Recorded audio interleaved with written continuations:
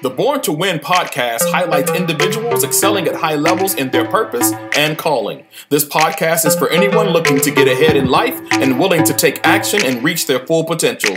Using Champ's male mentoring model of the 3 E's, education, empowerment, and exposure, it means you too are born to win. I'm born to win. Live. The Champs from Chicago be screaming all that. You are now tuned in to the Born to Win podcast. Champion. You are tuning in to the Born to Win podcast show with Vondale Singleton.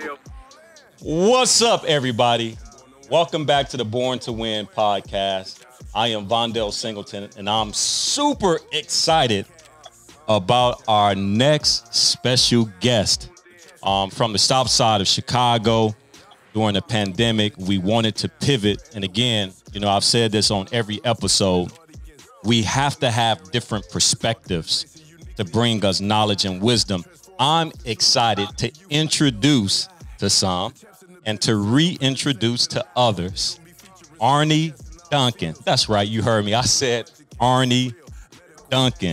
Hi, I'm Arne Duncan, the Secretary of Education. Education's been a lifelong passion and calling for me. My mother started an inner city tutoring program before I was born. Along with my sister and brother, I grew up as a part of her program, and it was just an absolutely formative experience for me. And so many of the lessons I learned as a young child being a part of her program has really shaped my educational philosophy. So after I went to college, I played professional basketball in Australia for 4 years. Came back to Chicago to run an education nonprofit called the Ariel Foundation. I ran an I Have a Dream program where for 6 years I worked with a group of students and their families to help those students prepare to go to college. I worked with them from 6th grade through 12th grade. During that time, I started a small public school from the outside called Ariel Community Academy. It's a very high-performing neighborhood school still today in Chicago. And then 10 years ago, I joined the Chicago Public Schools, and for the past 7.5 years, I was the CEO of the Chicago Public Schools. Obviously, I care so deeply about and to work for the President.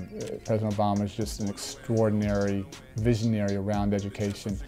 I've been lucky to work with him over the years and to call him a friend, and I think with his leadership, we have a chance to do something very, very special.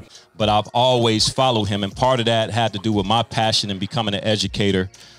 Straight out of college, going into the classroom, and I would hear his name, and I'm a CPS product, and when he was the CEO of Chicago Public Schools, I believe in 2001, around that time, you know, he definitely was on the front lines in making sure that his voice was heard and was heard very loud. And then in, I believe, 2009, when President Obama came into office, of course, President O took him away from Chicago Public Schools, and he served as a Secretary of Education for the United States Department of Education.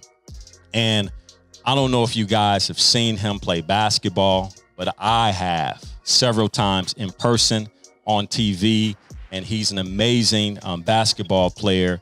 And we're going to talk a little bit about just kind of that journey. But I want to introduce the one and only. Give it up for Arne Duncan. Welcome to the Born to Win podcast. We're glad that you're here. How you feeling today? Thanks for having me. I'm not used to those kinds of introductions. Well, I appreciate it. Yes, sir. Yes, sir. So you doing well? How's everybody doing? Yeah, we'll always be real. And my family's good. My family's safe. We're laying low, but it's a really hard time. And Chicago, nationally, around the planet, and you know, people say once in a generation. I think it's once in a century. And I hate that we're going through this. I hate what it's doing, you know, to our communities on the south and west sides. We're all experiencing loss, taking some real L's here, and we just have to keep working together, helping each other. And I hate that we have. I'm always, you know, people agree or disagree. The lack of leadership coming from DC now is devastating, and just leading to more people dying. And that for me, it's breaking my heart. So we're all trying to step up and do lots of things, step into that leadership void. But this was going to be tough. It does not have to be, should not be this tough, should not be this hard. And we need good leaders. We need good leaders. So it's a complicated, complex time, and we just got to get through it together. Yes, sir. Yes, sir. It is a complicated time. And as I've been expressing, this is an opportunity too, where I believe those of us who have the opportunity to advance ourselves, to become the version 2.0 of ourselves, because the world as we know it, when we go back into society, will not be the same. And so we have to learn now, what are the changes, where are the gaps that we have so that we can adapt and add value, because there are a lot of people hurting. And I don't know if you heard, Brother Arne, but they mentioned that throughout this pandemic, we can expect a mental health crisis leaving here. And so we have to be ready to be on the ground to figure out how do we become our brother's keeper and cover our communities as well. You know, that's exactly right. And we, the work I'm doing now, sort of this violence reduction work with Chicago Cred on the South and West Sides, one of the most important parts is we have an amazing clinical team that's working with guys who have, you know, we talk about post-traumatic stress disorder. It's not post, it's present, it's current, it's every day where our young men are dealing with. And now this is just layered on top of that. Yes. And so taking care of each other, taking care of our staffs, you know, taking care of the community, people who are really hurting, mental health, you know, physical health, emotional health. We're doing a ton of food distribution now. There are a lot of people that were doing okay that are recently really hungry, really food insecure. And that's a whole different level of stress. So we're all having to figure out new ways to try and serve, as you said, you know, just look out for each other, be our brother's keeper. Yeah. So, you know, for those of you who don't understand, like, the importance of what Arne mentioned with Chicago Cred and the great work that they've done. I've had the privilege to work with Billy Moore quite a bit, and some of the other brothers, Tony Woods and various other guys who are really, really on the ground, really providing support for young men who made mistakes throughout their lives, just like all of us, right?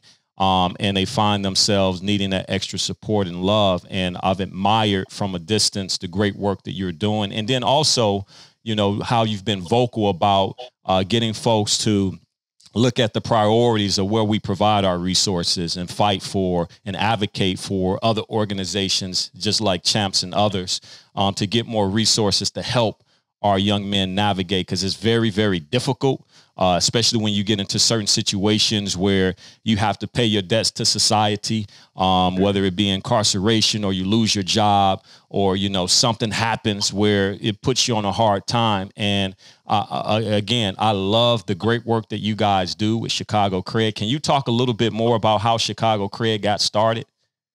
Yeah, sure. And I guess some of the stuff comes from, honestly, places of pain. And you talked about, you know, basketball. We can get into that, but, you know, grew up playing on the South and West Sides and, you know, 13, 14, 15 years old, and had, you know, some guys that sort of would, you know, frankly protect me and sort of give me safe passage in and out of neighborhoods, and started to lose some of those guys to gun violence when I was a teen. And it's sort of hard to talk about, and probably, you know, shapes you and honestly scars you in some ways, in some pretty tough ways. And fast forward to my time at CPS, and, you know, happy to talk about successes, happy to talk about things that got better, and know how hard your wife is working and others. And, you know, love to go to that. But on my watch, during my 7.5 years in Chicago public schools, on average, we had a student killed every 2 weeks due to gun violence. This is just a devastating level of loss. And, you know, all the things that, you know, you need to, you know, academic achievement and budgets and operations and labor management, all that stuff, that's, you know, important. And I don't want to say that's easy, but all that stuff was way, way easier than going to those funerals and going to a classroom where there was an empty desk and going to meet families 99% of the time after they had just lost their, you know, young son or daughter. And my wife and I had 2 young kids at the time, and just couldn't imagine. And just got harder and harder. And in hindsight, very naively, when we left to go to DC in 2009, actually thought things couldn't get any worse in Chicago. I thought we were rock bottom. And then for a whole host of reasons, things got a lot worse in the 7 years we were in DC. So coming back, Chicago has given me everything, you know, educationally, athletically, socially, culturally, whatever. For me, coming home and not trying to deal with this crisis, I just couldn't sort of live with myself. And I often say that we're motivated by our successes, but we're also haunted by our failures. And I know that we as adults, we as leaders, we fail to keep our kids safe. And it's not right and it's not fair. And they're growing up with a level of fear and trauma that's just totally unacceptable. So it was interesting. I've done 10 years of CPS and 7 years in DC, so 17 years straight in government. That's a long time. And coming back as a private citizen, I'm trying to think, how do you make a contribution? And I'm pretty radical. I would love to get rid of all the guns or as many guns as possible. We have way, way too many guns. And people talk about gun laws. I always say Chicago has some really strict gun laws, but we're right next to Indiana. The guns pour into our neighborhoods from 30 minutes south of us. And we're trying to help police and community rebuild trust. But the truth is that I always say they're amazing, amazing individual police officers, and we work with many of them. But structurally, trust between the police and the community is broken, so very few crimes get solved. And so you have way too many guns, and you have no one feeling safe, so that everyone's carrying a gun to protect themselves. So the question is, what can you do as a private citizen? The only thing I could think to do is to give guys a reason to put down the guns, and give them a sense of hope. And so I spent a lot of time going to Cook County Jail, talking to guys there, talking to guys on the street, and just trying to listen and hear. And what this work is it's the hardest thing I've ever done. It's sometimes honestly the most heartbreaking, and but also the most inspiring. And learning so many lessons. But the biggest thing, and we can get into Billy more specifically, but the biggest thing I'm learning is not to judge. And guys made some choices. I don't want to call them bad choices. They made choices at 12 or 13 or 14 that they felt they had to make. One guy told me, I just got tired of hearing my mother cry at night, and I had to go do something. And another guy said, he said, Arne, I grew up in a household full of guns. I wish we would have had some toys. And grew up in a household full of guns, and he became a shooter. And so just working with these young men who most likely to shoot and be shot, and we all know that the profile, that's the same guy. Doing a whole host of things, educational piece. We've had over 100 guys get high school diplomas. We have guys starting college now. Again, the clinical piece, just helping on the trauma is so important. We have amazing life coaches, people like Billy Moore. We do hard and soft skills. We sort of help guys transition from the streets to the legal economy. And what they always say is, these men, I don't see them as the problem. I see them as the solution. We have to walk with them. We have to learn from them and continue to grow. And we started 3 years ago in 2016 when things were really at its worst point in terms of violence. And we've had 3 years of double-digit reductions in shootings and homicides. So we're really proud of that progress, really pleased. So as you know, we have a heck of a long way to go. And the start of this year hasn't been great. The start of this year, we're actually up. Yep. So we're doubling down on some things and really working. We have amazing street outreach workers and great partners doing that. So we're putting a lot more boots on the ground now, even during this time. But I just think these men have to lead our city to a safer place. And I just want to give our kids back their childhood, just give them a chance to play and go to the park and go to this corner store. And I don't think it's asking too much. So we got a lot of hard work ahead of us. Absolutely. Now, going back into your childhood with growing up on the south side of Chicago, can you just let everybody know what that was like for you? And then I want to get into some basketball. We got to talk basketball for sure. It's hard to separate south side of Chicago because for me, it was like in the late 70s, early 80s. And I grew up in a Bronzeville community. Yeah. It was like either you played basketball or you carried a gun. You played basketball or you gangbanged. You went skating or you ran the street. It was like one or the other. It was hard to live a life where you were in between. You had to make a decision. And if you didn't make a decision, that decision was going to be made for you. So what was it like for you growing up on the south side of Chicago? Can you tell us a little bit about your story? Yeah, as a kid, you don't sort of realize it's just your life. It's just sort of normal. You don't realize it's maybe a little bit different than most, and not better or worse, just different. And I live in Hyde Park. I live 2 blocks from where I grew up. It's so good to be back home. And my dad was a professor at the University of Chicago, so that influence was strong. And I was born in 1964, and my sister was born in 1967. My brother in 1970. And in 1961, my mother started a tutoring program at 46 in Greenwood. And it's less than 2 miles from our house. We used to walk there some days. We grew up at 56th Street. This was on 46th Street. But in those days, 47th Street was the invisible barrier between integrated middle class Hyde Park and all black, all poor North Carolina, Oakland. So we just grew up going to her program, all our lives. We just go to after school program way before I went to real school. And it just had this unbelievably formative impact on my sister and brother and I. My mother did that work for 52 years until her health gave out. Unfortunately, she has Alzheimer's now. And my sister and brother and I have all tried to follow in her footsteps in different ways. And just what I saw is that, my friends during the school day versus my friends in the afternoon. My friends in the afternoon were as smart, as talented, as committed, as resilient as my friends during the school day, but just didn't have the same opportunities, in terms of safety, in terms of education, in terms of, protection from violence, in terms of, food.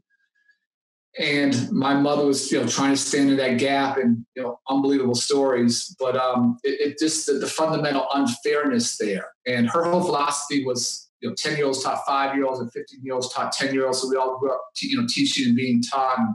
And I got a million stories. I'll just tell you one. The young man that taught my group of young guys coming up, Michael Duncan was actually in our group, who you guys have probably heard of, and was a guy named Kerry Holly. And Kerry Holly was like a big brother to us. He probably taught us for 6 or 8 years. He went to Kenwood, went to DePaul, went to law school. So he stayed with us. We weren't an easy group. And I was writing my book when I was done. I went back to interview him. And, I thought I knew everything about him. And he said, have I ever told you my birth story? I said, no, I don't think you have. And I knew he was raised by his grandmother. I knew he never met his father. I knew his mother ran the streets. We knew all that. That was, I don't say, that's pretty typical. That wasn't anything different.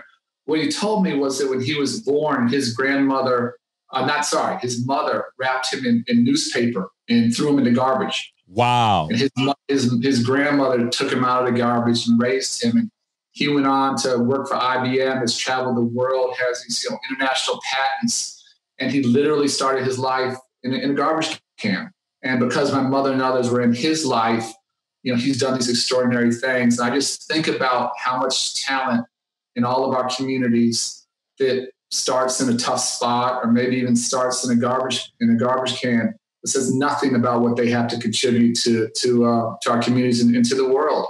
And so just trying to, in everything I've done, trying to bring opportunity to places where it's absent, trying to bring hope where it's absent. That's what I learned from my mother. And I always say, I know what's possible, because I've seen, I have so many stories of, by all the stats or all the myths or all the stereotypes, young men and women who shouldn't have been able to do anything, and they've done unbelievable things just because they had a chance. And I always thought, my mother just had a set of kids from sort of 46th, 45th, 43rd. I think about the kids, they're on 39th or 31st, or where you lived, and maybe didn't have those opportunities. And that's my motivation. That's always been my motivation. Yeah, and I think that motivation, as you mentioned a little bit earlier, it's like the greatest work that we do, and the greatest satisfaction of being fulfilled when we hear the positive stories, but it's also the most heart-aching things that we have to go, and we have to go to the funerals, right? So yeah, it's this balance of both.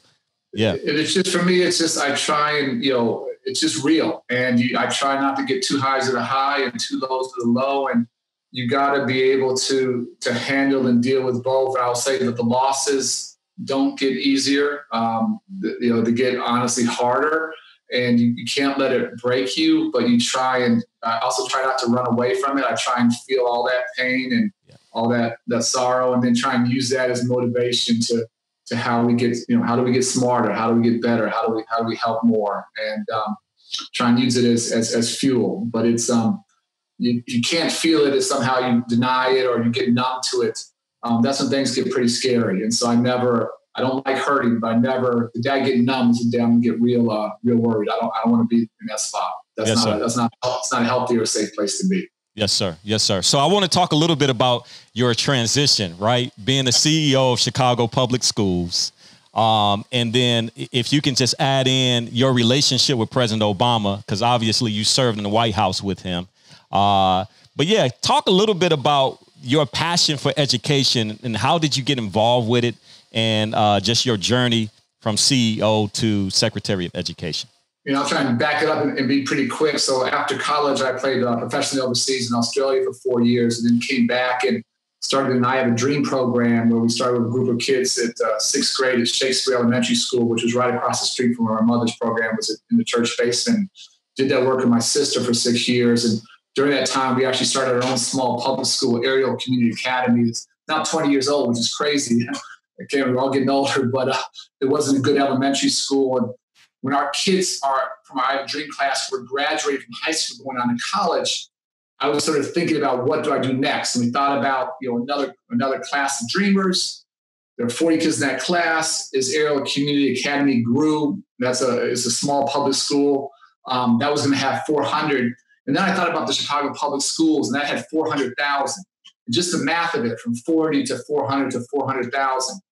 And I'll be real honest, for most of my life, the public schools were a little bit the enemy, because in the neighborhood where we worked, the schools weren't great. They weren't serving kids well. And my mother and her team were always trying to do sort of at 3 o'clock, at 8 o'clock at night, what wasn't happening during the school day.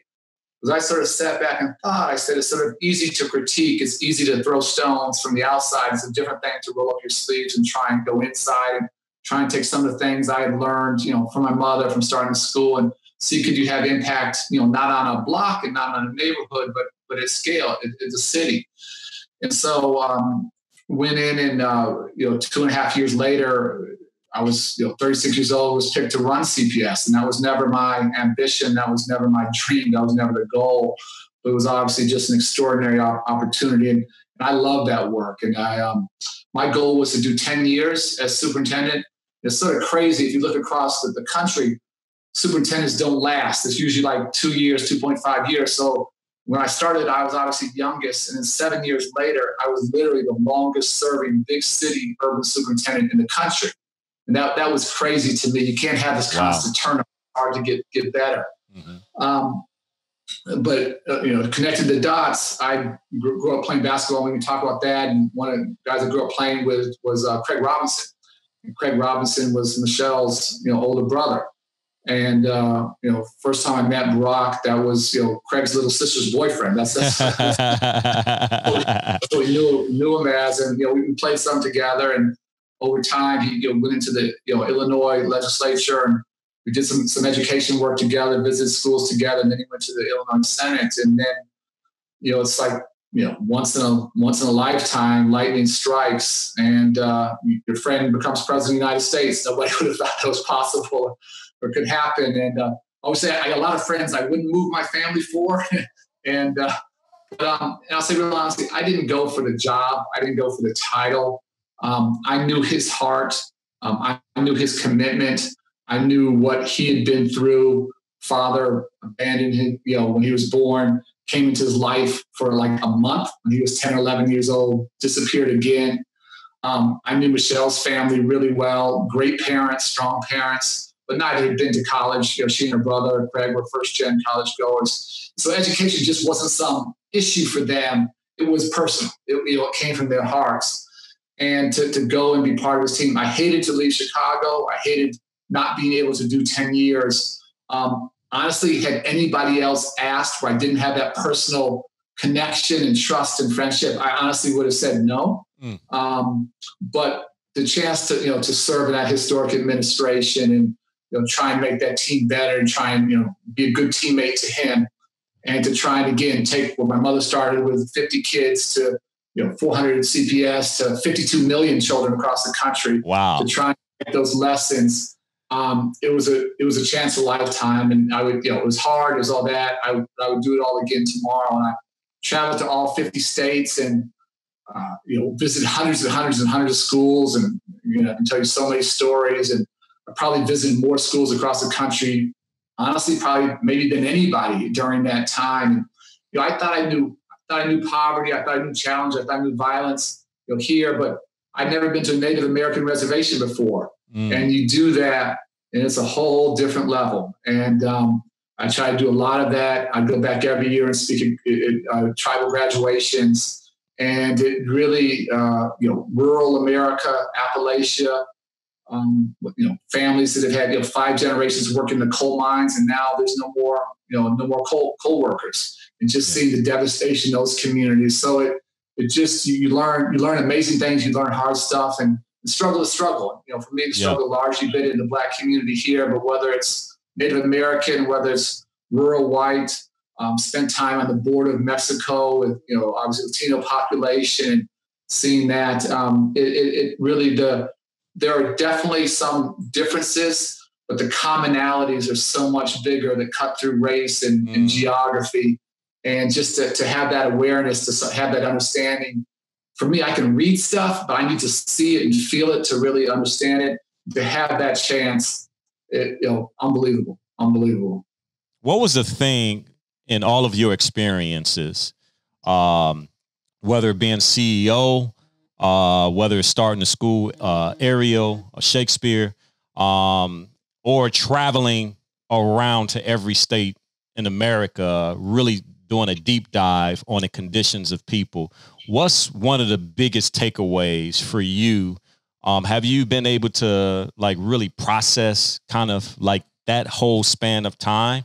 And if so, what's some of the biggest takeaways you would share? Yeah, there's so many lessons and you're still learning. I just say a couple. One, again, despite the obstacles, despite the poverty, despite all that, we just have amazing kids everywhere. And just hearing kids' stories and what they're overcoming and what they're accomplishing, what they're doing to get to school every day and how serious they are, it blows me away. Growing up, I had a roof over my head. I had food every day. I had 2 educated parents. It was a given that I was going to walk to school every day. It was a given that my sister and brother and I would go to college. That's not the norm. That's not typical. And just getting a sense for kids, just remarkable resilience and commitment to improving their lives and getting their education, always moves me. And I always say that, great teachers matter. Great educators stepping in, great counselors, great social workers that see things in kids that they can't even see in themselves, that see that talent, that see that ability that, my mother saw something in Kerry Holly that maybe he saw, maybe he wasn't aware of, but she identified him as a leader really early, and the rest is sort of history. And we have teachers and social workers and counselors just doing heroic work every day, and obviously particularly now during this pandemic. And then you're living this. I always say I went to hundreds and hundreds of schools. I've never been to a great school that didn't have a great principal. And your wife's a principal. And leadership matters in education, it matters in government, it matters in politics, it matters in sports, it matters in business. And that literally every great school I went to had a great principal. And they can have different styles and different ways of doing that, but great principals attract talent, they retain that talent, they nurture that talent, they build a learning community. And I got so many examples, but I'll just give you one. I went to Baltimore after the Freddie Gray riots. Yep. And there was an amazing school, Liberty Elementary, that I was looking at the data, the numbers, and they had for years were just doing way, way, way better than quote unquote they should have been given their geography, and they were right there at the heart of that. And kids outperforming not just other kids in Baltimore, but outperforming kids in the suburbs. And I got to go see this, and saw things that you would expect: an amazing principal, remarkably committed teachers and educators. And then I saw something I hadn't expected. They had turned the school into a food bank, and they were giving out something like 9,000 pounds of food a month. Amazing, a staggering amount of food. And that's not in any principal's job description. You don't learn that anywhere. But they had figured out that their community needed food. And I can't prove to you that the fact that they were feeding people were leading to these academic results, but I know there's a line there. And so that kind of leadership, that kind of creativity of just figuring it out. And I go back to my mother. I remember my mother all the time we just did it. Would just bring kids home, kids clothes home, and wash them and bring them back the next day. And nobody said anything. But if you just have to figure things out. You have to problem solve. And where you have schools as food distribution centers, where you have schools doing really creative things to take care of kids and build a sense of community and create that safe haven. That's what I saw. That's what I learned. And so I always know what's possible. I know how hard it is. I know all the challenges, but I also know what's possible when you have that kind of remarkable commitment and leadership from the adults in any school. Yeah. One of the things that, I kind of want to shift gears just a little bit, because I believe, like, every time I see you, you are like the epitome of Chicago, like just your toughness, your wits, just your ability to go into any room and be your authentic self. That's what I see every time, like, I get the vibe from you. But playing basketball, like in some of what I call the golden years of Chicago street ball, back in those days, Terry Cummings and Tim Hardaway and the Benji Wilsons of the world. And people got to really understand, like the Doc Rivers, like all of these guys that we hear about is so many other people that we haven't heard about, right? But you were right in the thick of things, Arne, holding your own out there, getting the respect on the street ball side. What's some things that you learned about being a Chicagoan back then? And then just like, can you tell us some stories that a lot of people probably don't even know about, like that you experienced firsthand? Well, a lot of stories, but I'll start. So my mother's program was funny. It was at a church, and we had a gym on the first floor and the classrooms on the second floor. So we always had to do the academic work first, and we were done, we'd go downstairs.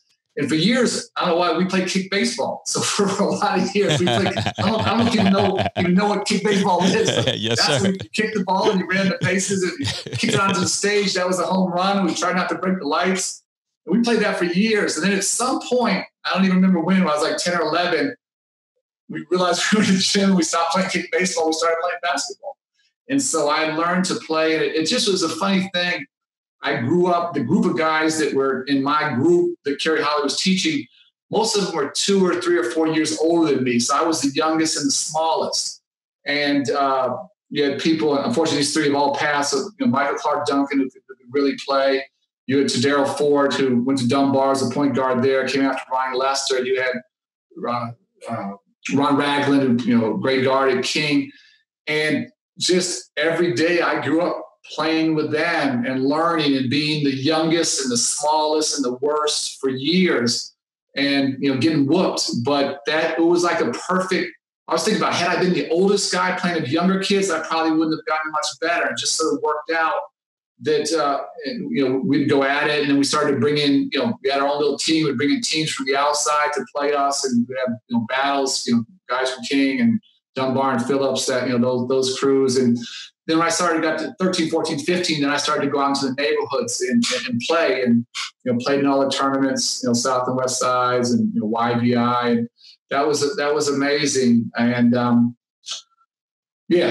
those guys, Timmy's a good friend, saw him recently. I remember talking to people saying, like, he's going to be a pro. And you could see stuff. And he wasn't a big name coming out of school, and you could see what was possible.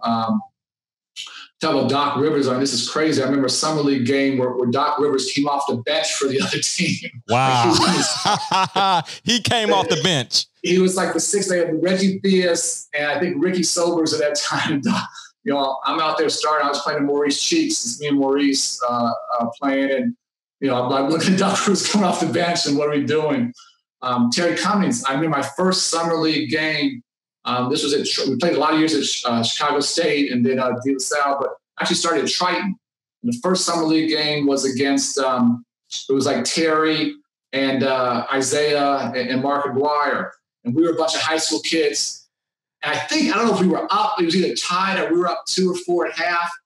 And one of our guys, I won't say his name, he comes off at halftime and starts talking. And I knew Mark just said, "Young fella, you shouldn't have done that." And we go out the second half and just get massacred. Wow. I never forgot that lesson. You're riding high. But then I'll shift it up and we keep going on basketball. I'll come back on Benji. But honestly, I always say I went to some great schools, amazing schools, so lucky for that. But for me, the basketball court has always been my best classroom. And I've learned so much more, how to read character, who to trust, who not to trust. I had people who I might not know their name, but I knew I could literally trust my life to them.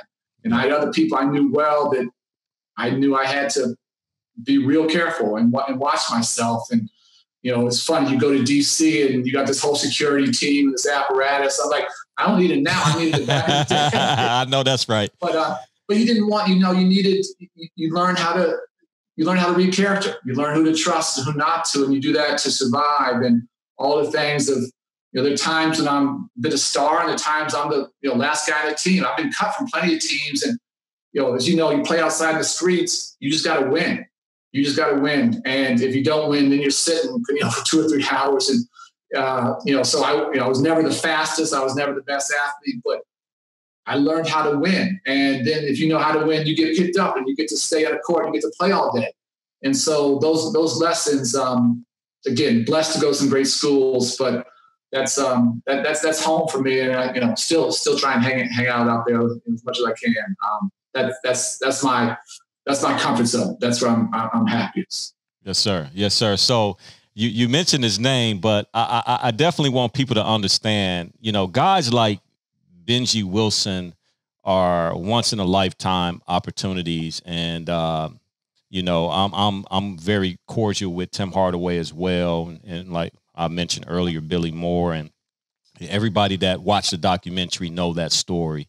But what was it like for you to actually be around during that time, to physically see and be around his spirit that a lot of people probably don't understand, because you can watch a documentary and kind of get a broad idea of a person and the potential that he had. But what do you remember about Benji?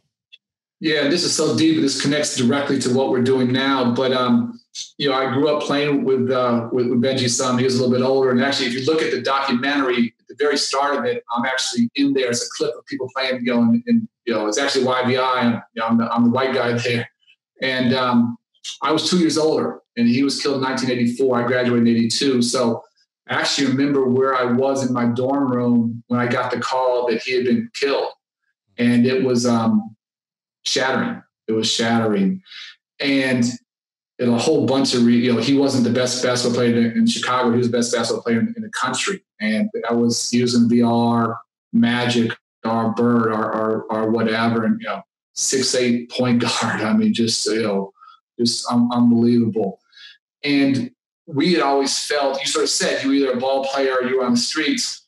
We always felt that, we saw some crazy stuff and neighborhoods could be tough, but the community always gave us unbelievable respect. And no one ever touched me ever. And I'm always so thankful and so grateful. And part of what I do now, trying to give back, is a way of saying thanks to these neighborhoods that I could have been hurt any day, anytime, anywhere, and never, nothing but, respect and care and concern.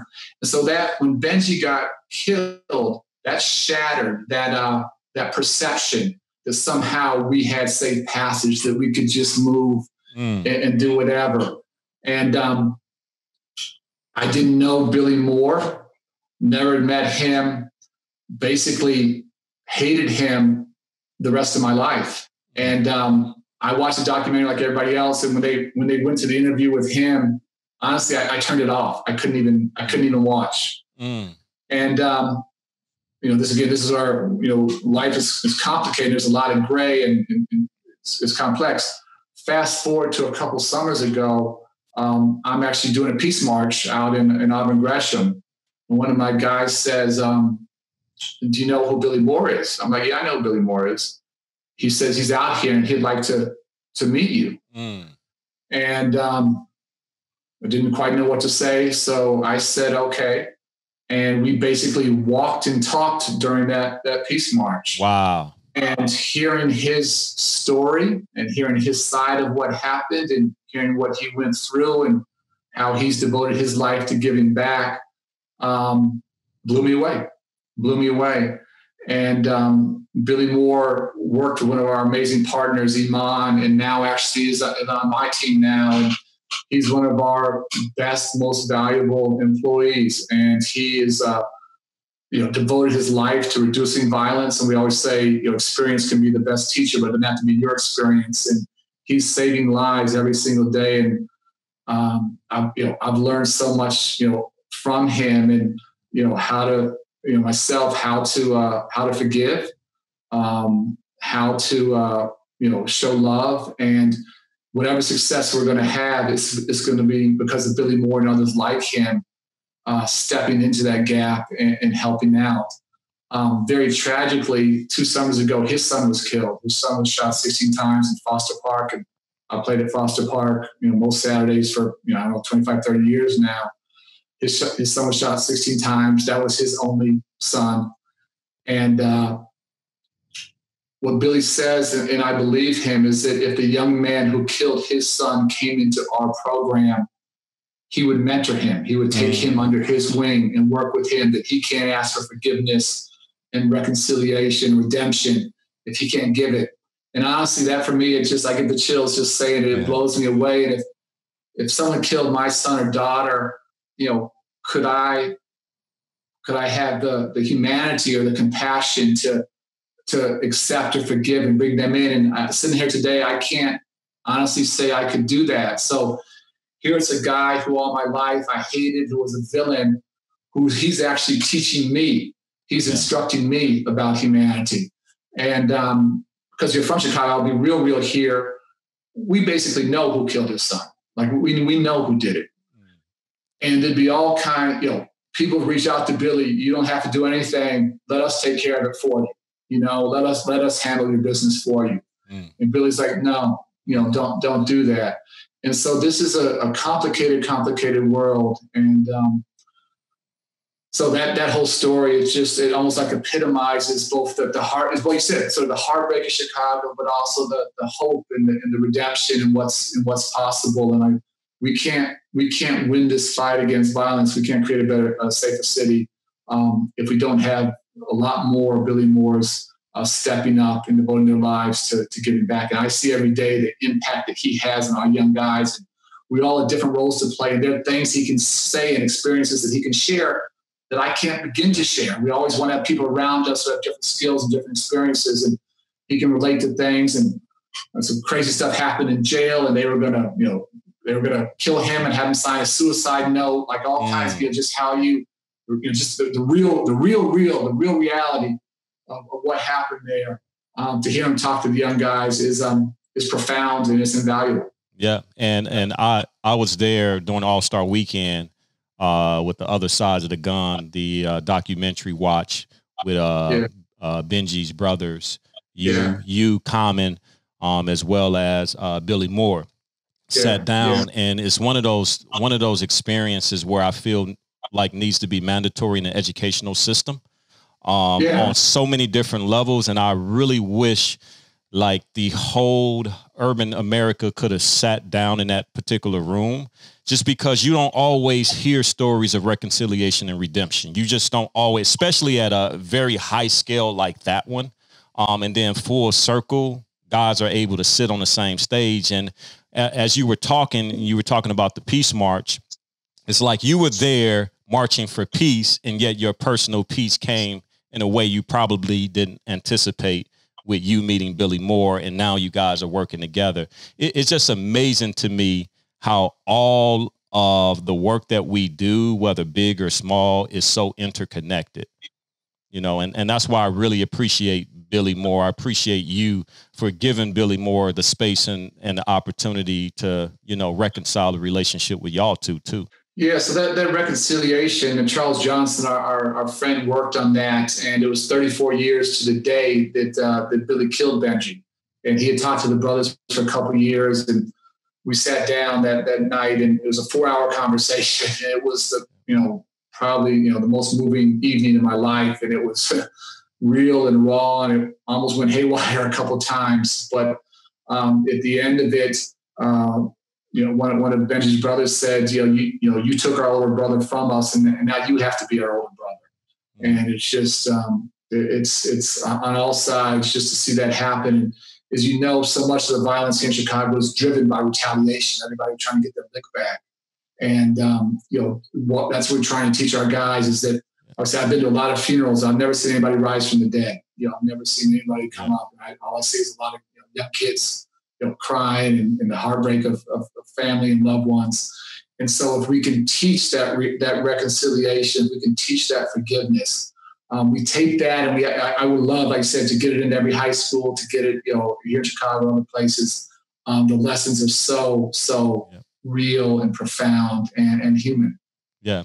So one of the things that I kind of want to close out with, I've been asking all of the guests that if you had the opportunity to have a billboard and had any words on it where millions or billions of people would actually see it, what words would you have and why? Wow, never been asked that question before. I'm not good at marketing, so I won't have a good one.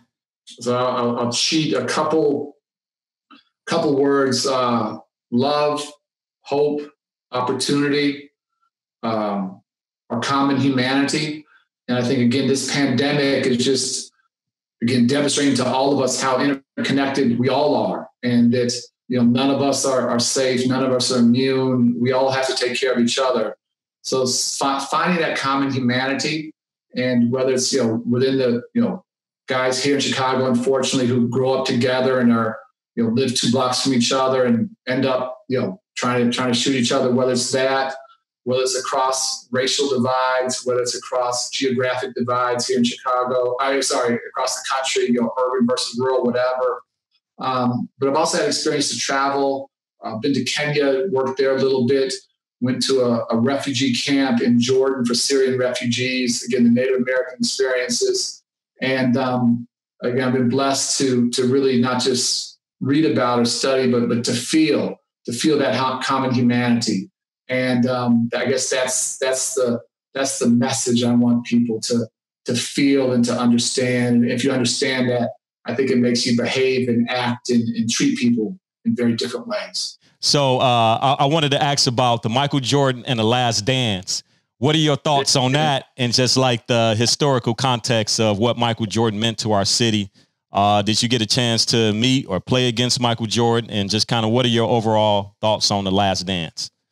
Yeah, it's been amazing to watch, and played with him a fair amount. It was a lot of fun coming out of college. Worked out there at the Vondale Center. He was a year or two ahead of us. That was the year Scottie Pippen. We both came out the same year in '87. That's when I was, trying to go pro here, and just, seeing where he was, seeing how good, I knew Pippen was going to be good. I didn't know how good he was going to be. Just seeing that raw talent was unreal. Another story people don't know is that when Michael played baseball and was starting to come back early on, we were working out sort of every day together, and he was real rusty and a little bit out of shape, and it was fun. For a while we were sort of battling. You just see how quickly he was getting better and better and better. So I was a good practice dummy for a little while, and he just he passed me by pretty quickly. But just did he do everything perfectly? No. Was he human? Absolutely. But just that will to win and what it takes to be that successful. And like I said, nobody likes to lose. Nobody wants to lose, but very few people are willing to do what it takes to win. And seeing his work ethic behind the scenes, seeing his charisma, his ability to challenge people to move them. Just again, one of these, how lucky to be just a tiny part of that journey. More than anything, to be a fan and what he did for the city, and was obviously beyond a gift. And so lucky to be a Chicagoan during that time, and lucky to have a chance to play some with him. All right, and last question: give me your top 5 greatest NBA players of all time. Oh man, you give me these lists, I'm no good at it. You gotta go Kareem. You gotta go Magic.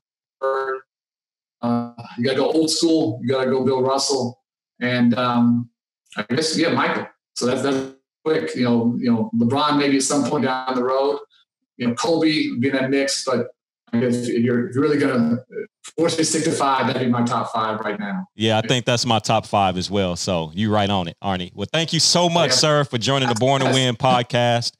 We definitely appreciate your time, and we're going to chop this up and we're going to get it out to our viewing audiences. Thank you so much. Thanks so much for the opportunity. Shoot to get done, and thanks for all your leadership. Really appreciate it. And tell your wife I appreciate what she's doing every day. I know how hard it is. Absolutely. And same to your family. Stay safe, Arne. Appreciate you. Thank you for listening to the Born to Win podcast. Would you consider making a donation to Champs? We are looking to provide senior class care packages and other essential items like food, hygiene, and toiletries for the families of our Champs mentees. You can donate via Cash App at $ChampsMentoring or PayPal at paypal.me/ChampsMentoring. Or you can always visit our webpage, ChampsMentoring.com, and click on the donate button. Thank you. Champs, all in, champs, all in, champs, all in. Every setback is a setup for greatness.